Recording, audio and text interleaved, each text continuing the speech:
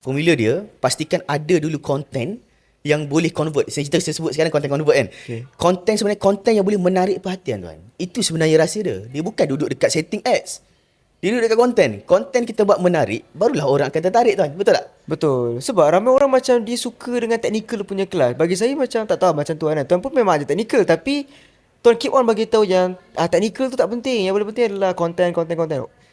Orang ramai remind benda tu, tapi tak ramai orang faham pasal kepentingan content tu kan. Okay, so basically tuan, dia ada dua kategori lah. Okay. Satu, orang baru mula bisnes dan orang dah pernah buat bisnes. Okay.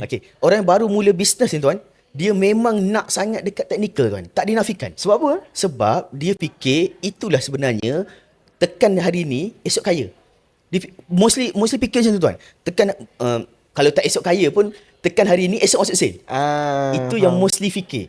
Okay, orang yang dah lama buat ads pula, dia dah tahu dah, dia dah langgar dinding, tekan tak jadi.